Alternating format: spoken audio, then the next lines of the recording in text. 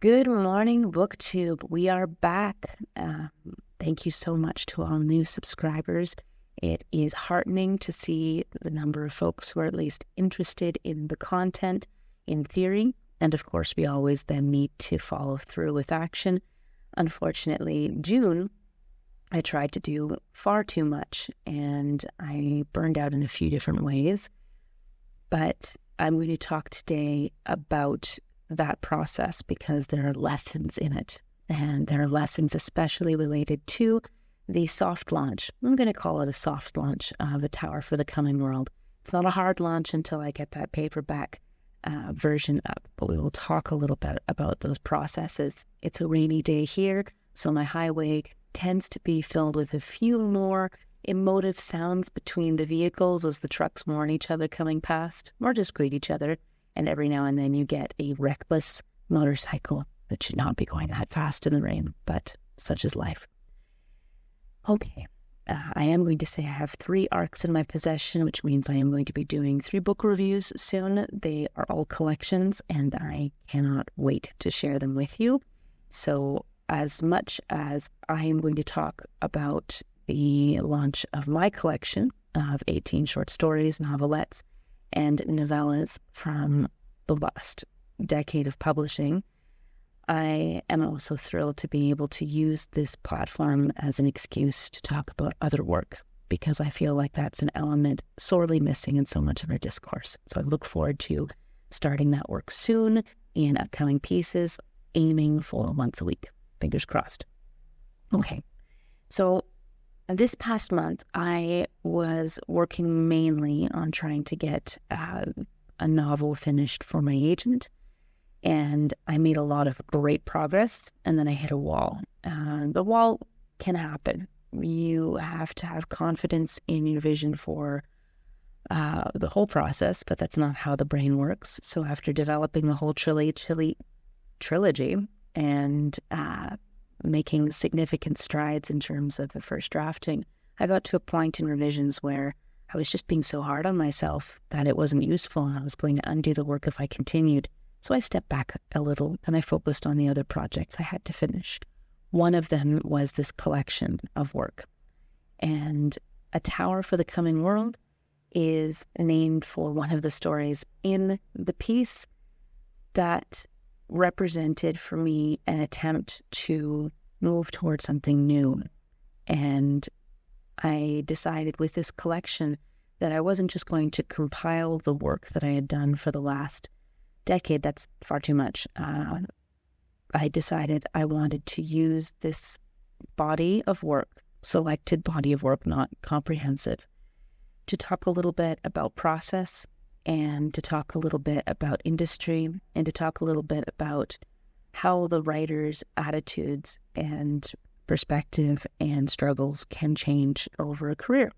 And so each piece in this collection is joined with a 2-page context, which differs based on each story. And these contexts were fairly painful to write and very personal. They're joined as well with an introduction that I will read from today. But what I should have anticipated and did not anticipate was that when I got close to the actual publication date for these works, that context and all of the difficult personal elements would make this an exceptionally difficult launch for me.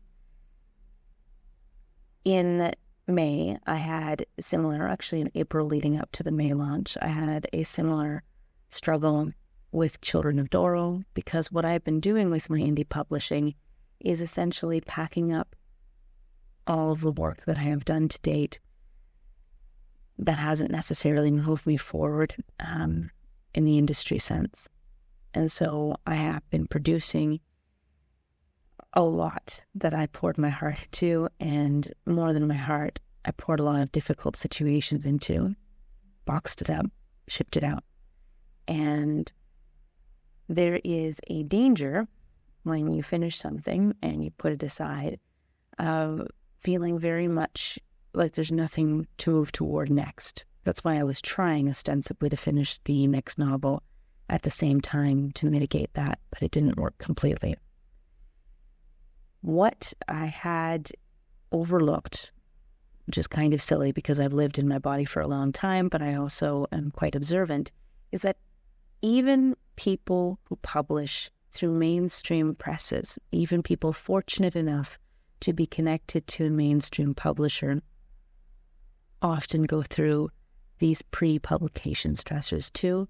They often go through a great deal of pain and disappointment and a feeling of letdown after publication, which can seem so strange. It's like, oh, but you published a book. It's supposed to be your big day. I have chatted with quite a few authors who never feel lower than they do leading up to the big day. And then in the immediate aftermath of that big day, as different prominent reviews come out, like, oh my goodness, you're reviewed by this excellent prominent publication. That should be a win. Even if it is a middling review, oh my goodness, it should be a win. But what happens is the hype at its best when you go through a traditional press can live at such a remove from all your personal investment in the work.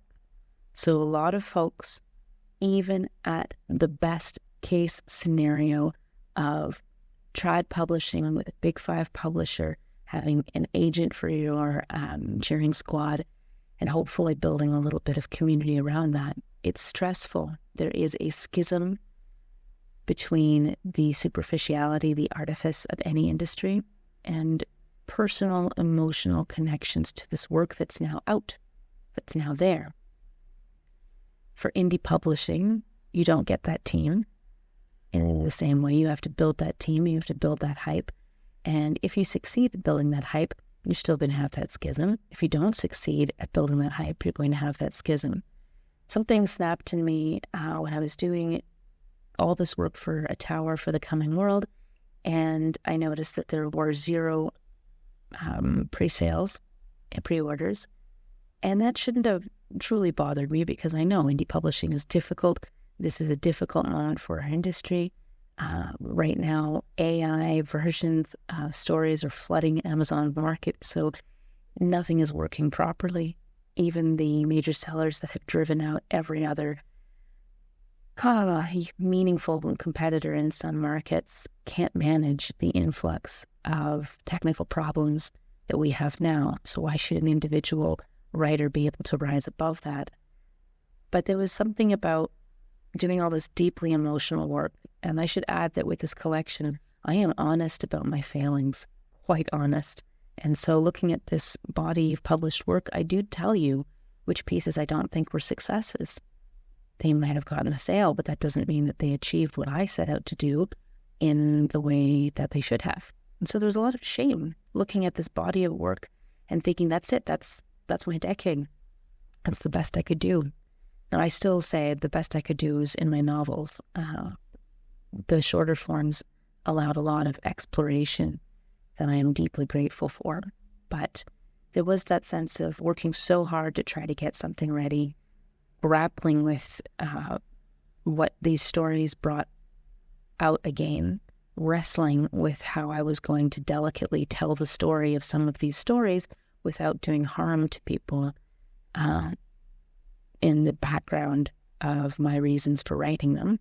Lots of factors. And then to see, right, you're doing this all for indie publishing and it's not going to go anywhere. Well, nothing's going to go anywhere. I shut down. I really, truly shut down. I had this difficult moment where I couldn't see a way forward, even though I was ostensibly working on the next book. It just felt like everything that I had been doing this year allowed me to face up to just not being, I don't even want to say good enough, but not being in a space to have enough momentum to keep trying. And so I had a deep crisis around this one, and just a question that I have been moving through for quite some time. The problem, and the reason I'm talking about this today, is obviously to try to connect with other writers who might be feeling isolated, whether they're doing indie publishing or trad publishing, whether they have a big team of supporters or not, is that the work itself can become a bubble. And I was spending a lot of time putting this piece together, going through it, and it was necessarily isolating me from much bigger contexts. Even as I was publishing news pieces for Only Sky, analysis for my newsletter, working on this other novel, it can be so insular spending time with a project. And writers need to be careful about that. They need to be mindful of that. And it is important to talk it out sometimes, even if you don't necessarily have the greatest sounding board or team. It can be quite useful just to find an outlet somewhere to articulate, even just to yourself, what's going on in the process of working through all of your work from a career of publishing that went to some places that many others would kill for, and at the same time to you might represent a body of insufficiency. So I'm always hard on myself. This is a collection about writing for a decade while hard on myself and imagining slightly better. The name of the story that I used for this collection is aspirational. So is the work that I do in this piece, but it can be really difficult to get past oneself. So I definitely got mired in my work, and it froze me. This is the really fascinating part. I did not expect it to freeze me, but there's something about having the work available in print that will make it finalized, and then I'm really letting go of my last decade to see what comes next. And it's hard, again, when you see the world and you see, oh, the world has no idea what it's doing. How on earth can one build a future or think of a future? But here's how. So I got out of that space of truly being frozen and feeling like I couldn't go forward at all. And then I went back and opened up the work and I reread my introduction. So that's what I'm going to do right now, is read from the introduction to the collection. Introduction. Literature is a conversation humanity has with itself about itself over time. But the act of writing for me has always been an effort to understand and to be understood. It has also, for many seasons of my life, been an effort to avoid being misunderstood while I was still developing the language to describe what troubled me or moved me as I bore witness to the world and sought a place within it. Fear is a strange teacher. Even though I've always loved science fiction, I was afraid of being pigeonholed in the genre, and of being pigeonholed as a certain kind of writer long before I'd made my first sale. Such was the culture in which I moved at the time, with strong commercial lines carving up that human conversation to classify what sort of discourse and speaker mattered. At the same time, even under the cover of sci-fi storytelling, I was afraid of my fiction being taken for autobiography. I struggled deeply with the desire to write things that were true where it counted and capable of informing greater action without writing anything that might hurt people around me through the use of situations that too closely resembled my own life. That I, and all my fears of how that I might exist in a world shaped over a decade of work published in the sci-fi industry. The result is an unusual set of texts, some of which I have gathered here for an unusual reason. This collection of short stories, novelettes, and novellas includes work from across my publishing life, along with reflections on the context in which each piece was written. Sometimes this context involves exploring how biography and other real-world issues inform the writing. Sometimes relevant backstory comes from a facet of writing practice or the little quirks of industry that can change our work and career paths entirely. And sometimes context means the lessons learned from a piece, either right away or in retrospect. This last is especially true for the work here that I don't consider my strongest. I offer it up for a frank discussion of what can make a piece fail to achieve its author's objectives, even when it lands a sale. Novels are places where one might flesh out a full, cohesive philosophy and praxis. I have certainly tried to in novels of my own, but shorter forms invite a great deal of exploration and experimentation too. In these pieces, I have tackled a few recurring themes that tie into the pursuit of a better justice in our hurting world. These include how we get in our own way as potential change makers by letting the past consume what little agency we might have in the present. How the stories we tell ourselves about ourselves often blot out a rich landscape of other perspectives, the kind necessary to understand our world's problems and hash out possible solutions. How we often impose so-called realities on one another, and how these impositions can do deep and lasting harm. How one of our biggest impositions lies with our loose invocation of grand concepts, like living together in a society, sharing a culture, or otherwise being beholden to the same state or civilization. Do any of these terms describe meaningful territories of moral authority and personal agency, or are they only ever vaguely gesturing at an ideal we're still unable to put into practice? How retributive justice is insufficient to heal our hurting worlds, and yet how ill-prepared we are to lean into more restorative and rehabilitative approaches instead. How our immaturity as a species, which is amplified both by personal dysregulation and also by the state of our media systems, affects our ability to meet with greater seriousness all the tragedies, crises, and opportunities for cosmic wonder in our world. Exploring these themes for years through sci-fi has brought certain features to the fore of my work. For one, I've dropped gender pronouns entirely for quite a few characters to study how gender roles persist in the writing even in their absence. For another, AI units and world-weary or struggling protagonists play significant roles in many of my stories.